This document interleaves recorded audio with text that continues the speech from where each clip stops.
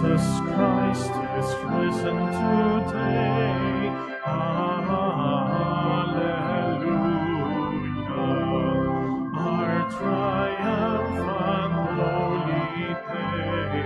Hallelujah. Unig man sa panlambas. Hallelujah. Suffer to redeem our loss. Hallelujah.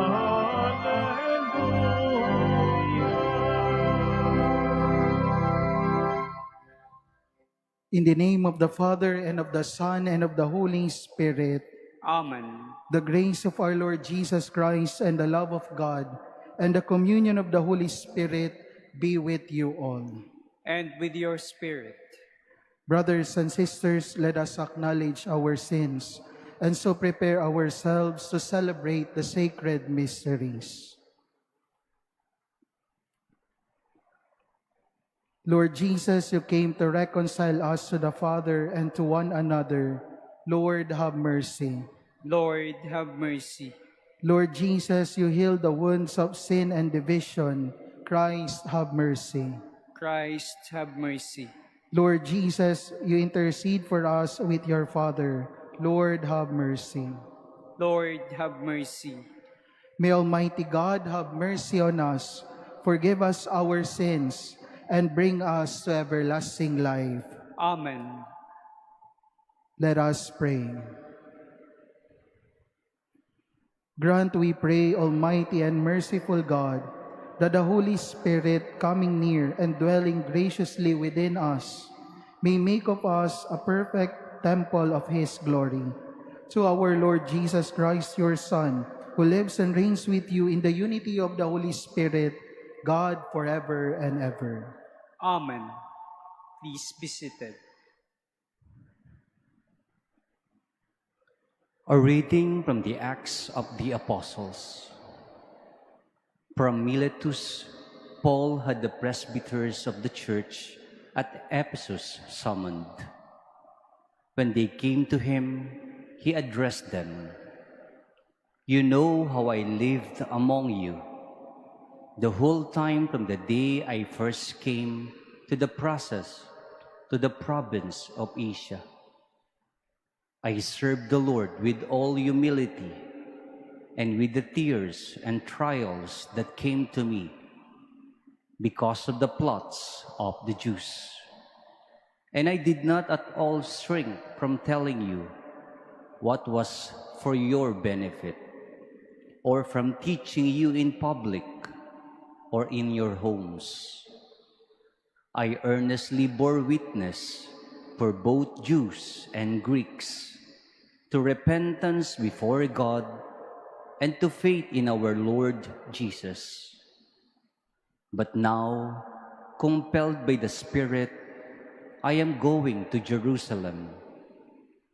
What will happen to me there, I do not know, except that in one city after another, the Holy Spirit has been warning me that imprisonment and hardships await me.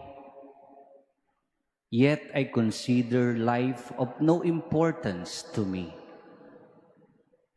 If only I may finish my course and the ministry that I received from the Lord Jesus, to bear witness to the gospel of God's grace. But now I know that none of you, to whom I preach the kingdom during my travels, will ever see my face again. And so I solemnly declare to you this day that I am not responsible for the blood of any of you, for I did not shrink from proclaiming to you the entire plan of God. The word of the Lord. Thanks be to God. Sing to God, O kingdoms of the earth. Sing to God, O kingdoms of the earth. A bountiful rain you shower down, O God, upon your inheritance. You restored the land when it languished. Your flock settled in it. In your goodness, O God, you provided it for the needy.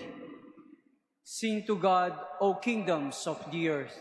Blessed day by day be the Lord, who bears our burdens, God who is our salvation. God is a saving God for us. The Lord, my Lord, controls the passageways of death. Sing to God, O kingdoms of the earth. Please stand.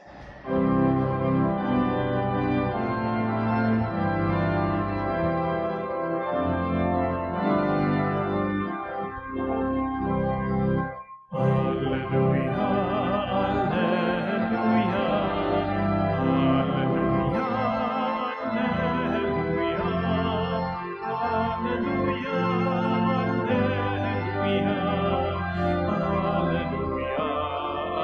alleluia, alleluia. I will ask the Father, and he will give you another advocate to be with you always.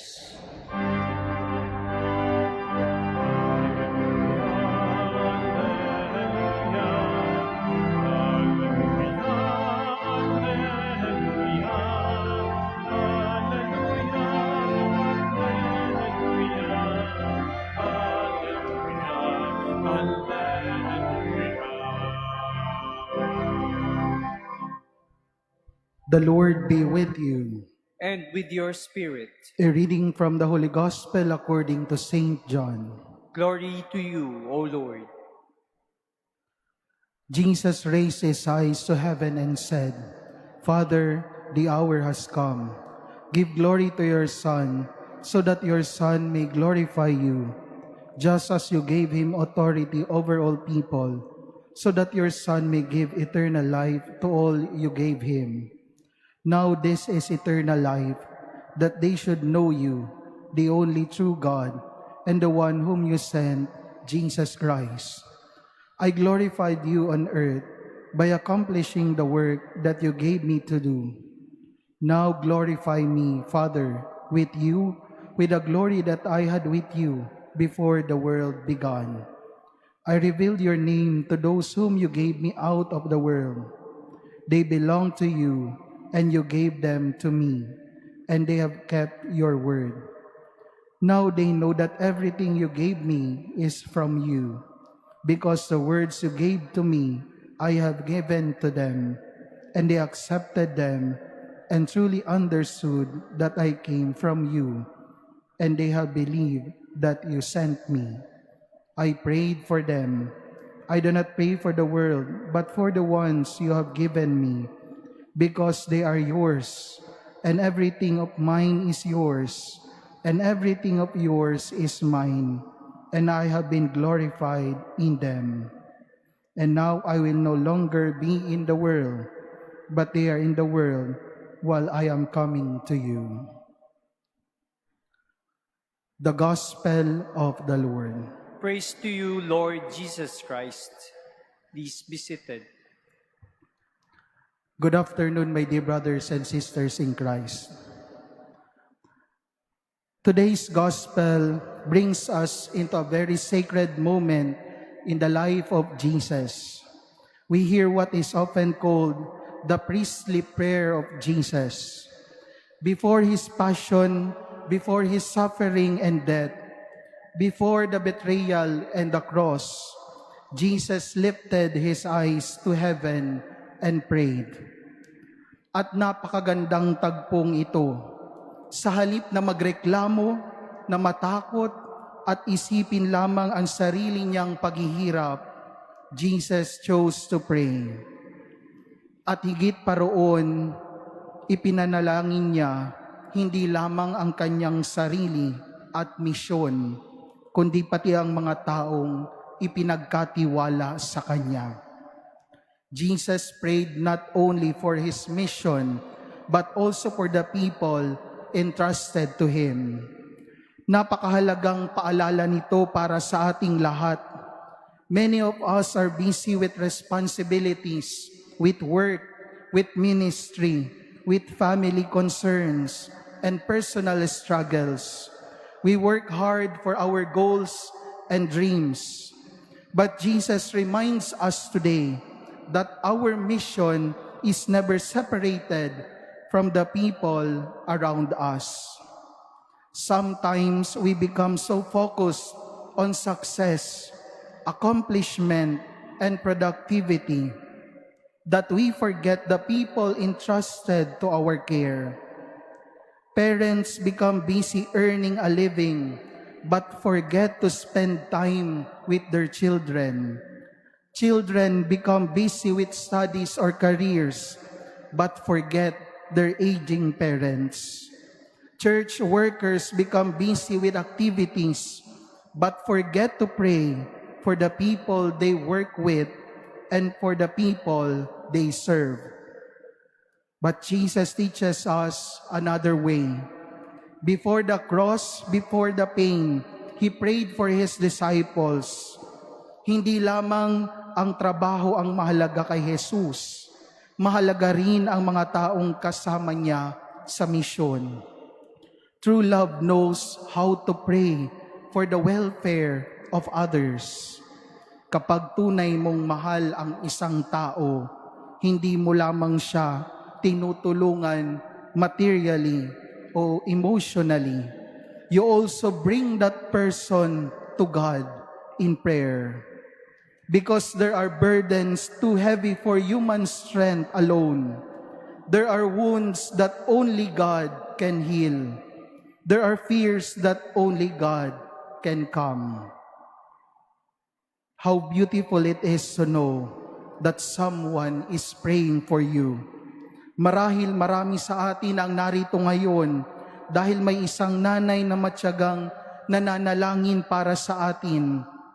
Isang lola, lolo, asawa, kaibigan, o isang pari na hindi nagsawang isama tayo sa dasal. At higit sa lahat, si Jesus mismo ang nananalangin para sa atin. Imagine that, the Son of God praying for His disciples because He knows the difficulties they will face. Alam ni Jesus na hindi magiging madali ang kanilang misyon. They will experience persecution, confusion, fear, failures, and suffering. Yet instead of removing all difficulties, Jesus prayed that they may remain faithful and united. Ganito rin ang buhay natin. Hindi ipinangako ng Panginoon na magiging madali ang lahat. We still experience stress, depression, sickness, family problems, financial struggles, disappointments, misunderstandings, and anxieties about the future. But today's gospel reminds us, Christ intercedes for us, Christ prays for us. At mapapansin natin bago hinarap ni Jesus ang krus, nanalangin muna siya. This teaches us something very practical and important. Prayer is not escape from responsibility. Prayer is preparation for responsibility. Kapag mabigat ang problema, huwag agad sumuko, manalangin muna. Kapag may importanteng desisyon, manalangin muna. Kapag sugatan ang puso, manalangin muna. Kapag hindi mo alam ang gagawin, manalangin muna. Because prayer changes the heart before it changes the situation. Jesus also speaks today about eternal life, that they may know you, the only true God, and the one whom you sent. Eternal life is not only life after death, it begins now, whenever we live in communion with God. Maraming tao ang successful pero walang kapayapaan. Maraming may pera pero walang direksyon. Why? because the human heart was created not only for achievements, but for relationship with God. To know God is to live differently. To know God is to forgive even when it is difficult. To know God is to continue hoping even after failure. To know God is to love even when the world becomes selfish and cold. Mga kapatid, sa mundong puno ng ingay, fake news, panlilinlang, pressure, at distractions, baka nakakalimutan na nating tumingala tulad ni Jesus. The Gospel says, Jesus raised His eyes to heaven. Napakagandang larawang ito. Before facing the darkness of the world, He first looked toward the Father. Maybe today, Jesus is inviting us to lift our eyes again toward God. Hindi lamang puro trabaho, hindi lamang puro problema, hindi lamang puro gadgets, stress at takbo ng buhay. We need prayer because without prayer, the heart slowly becomes tired, becomes empty, and becomes restless. And finally, Jesus prayed that His disciples may remain one. Unity is important to the Lord. Ang pagkakaisa sa pamilya, sa simbahan, sa komunidad, sa bansa at sa buong mundo ay hindi mangyayari kung puro personal gain, pride at selfishness ang umiiral. Unity begins when people learn to pray, to forgive, to listen, and to love humbly. Kaya today, let us ask ourselves, who are the people entrusted to me? Sino ang dapat kong ipanalangin? Whom I have forgotten to bring to God? Today, we are reminded to pray again, to pray for those people around us, those people entrusted to us. Amen.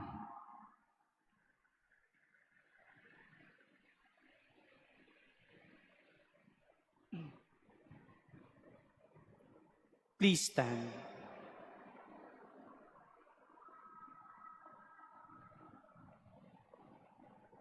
Christ our Lord predicted His saving death and resurrection. Through Him, the suffering servant, let us bring our petitions to the Father of all mercies. Our response, Lord, hear our prayer. Lord, hear our prayer. That the leaders of the Church may show us a clear vision of patient endurance in the turmoil of our time. Let us pray to the Lord. Lord, hear our prayer. That the nations may know the only true God and Jesus Christ, whom He has sent. Let us pray to the Lord. Lord, hear our prayer. That we may work and pray for the unity of all who bear the name of Christ. Let us pray to the Lord. Lord, hear our prayer.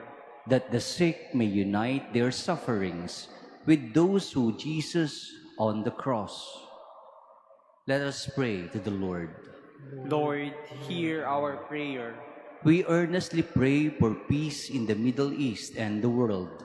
May God purify the world of all violence, greed, and misuse of power that brings suffering and death to many. Let us pray to the Lord. Lord, hear our prayer. We pray for those who suffer because of the scourge of war, that peace may be granted to them soon, and may every people live in tranquility and freedom. Let us pray to the Lord. Lord, hear our prayer. That those who have gone before us in this life may receive the eternal reward promised to them. Let us pray to the Lord. Lord, hear our prayer. Father, you glorified your Son, and in Him we will be glorified. Welcome our prayers because He belonged to you. We ask this through Christ our Lord. Amen. Please be seated.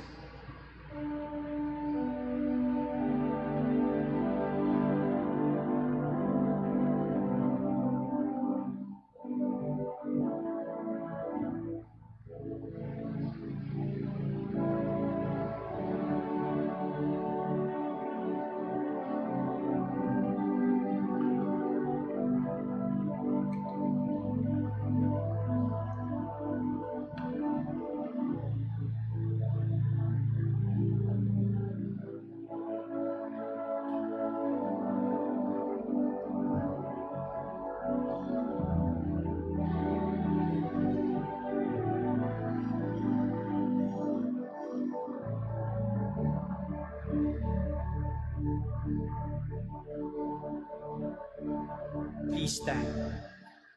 Pray, brethren, that my sacrifice and yours may be acceptable to God, the Almighty Father.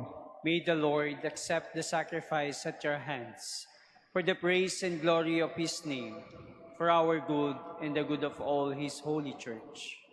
Accept, O Lord, the prayers of your faithful with the sacrificial offerings, that through these acts of devotedness we may pass over to the glory of heaven, through Christ our Lord. Amen.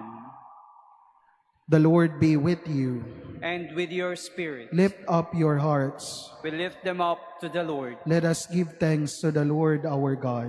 It is right and just.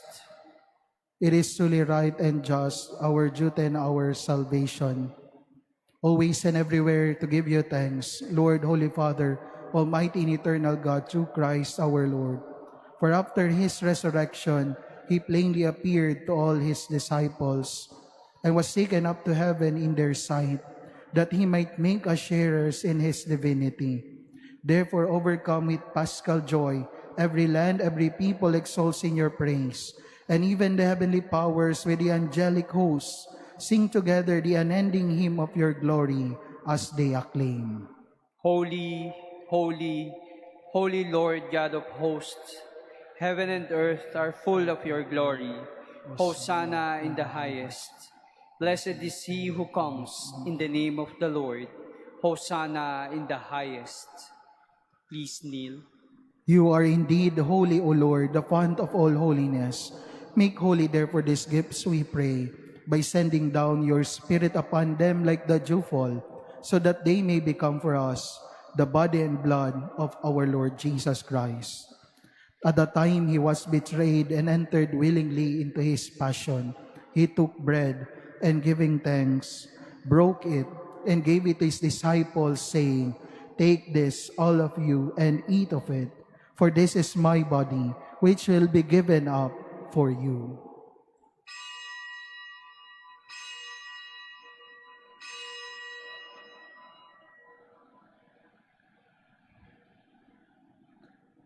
In a similar way, when supper was ended, he took the chalice, and once more giving thanks, he gave it to his disciples, saying, "Take this, all of you, and drink from it, for this is the chalice of my blood, the blood of the new and eternal covenant, which will be poured out for you and for many, for the forgiveness of sins. Do this in memory of me."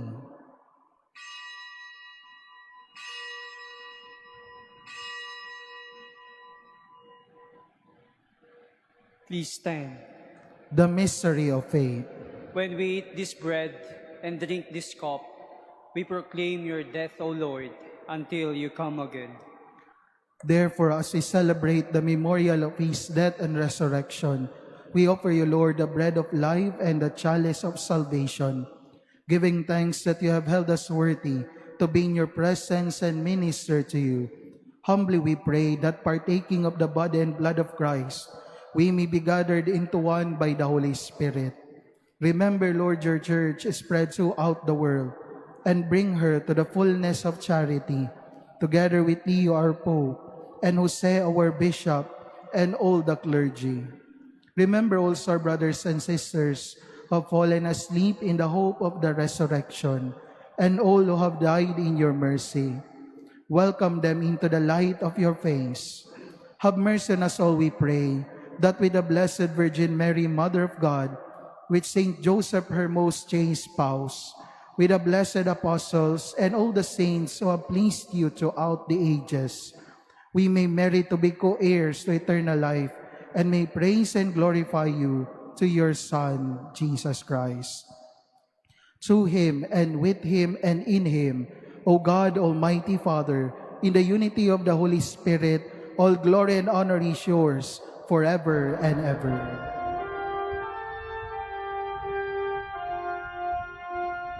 Amen, amen, amen.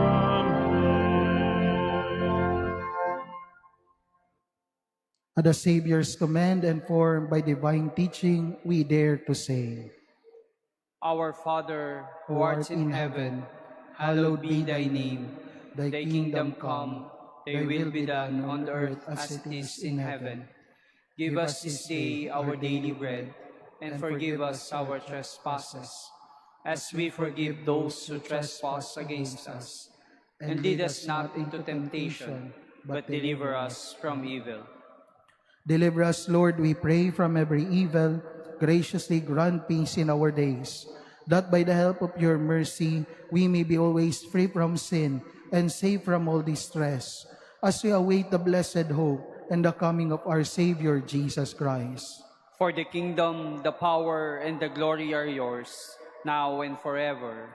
Lord Jesus Christ, who said to your apostles, "Peace I leave you, my peace I give you," look not on our sins, but on the faith of your church, and graciously grant her peace and unity in accordance with your will, who live and reign forever and ever. Amen. The peace of the Lord be with you always. And with your spirit. Let us offer each other the sign of peace. Peace be with you po.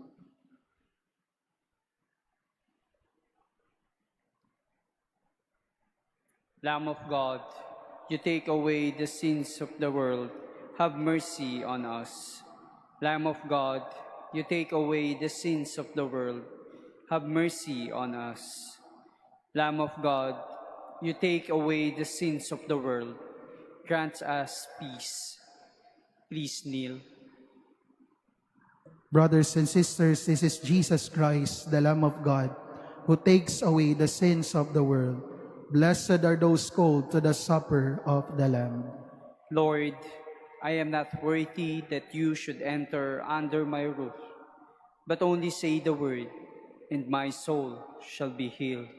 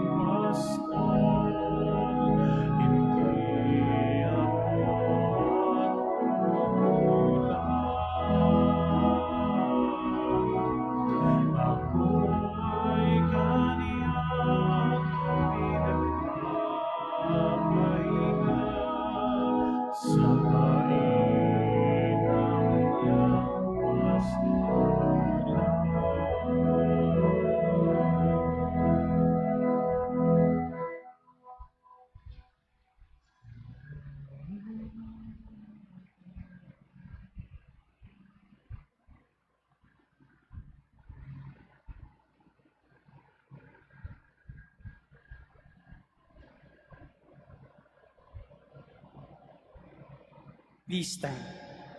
Let us pray. We have partaken of the gifts of the sacred mystery, humbly imploring, O Lord, that what your Son commanded us to do in memory of him may bring us growth in charity. Through Christ our Lord. Amen. The Lord be with you. And with your spirit. And may the Almighty and loving God bless you, the Father, the Son, and the Holy Spirit. Amen. The Mass has been offered. Go in peace, glorifying the Lord by your life. Thanks be to God. Regina Celi, laeta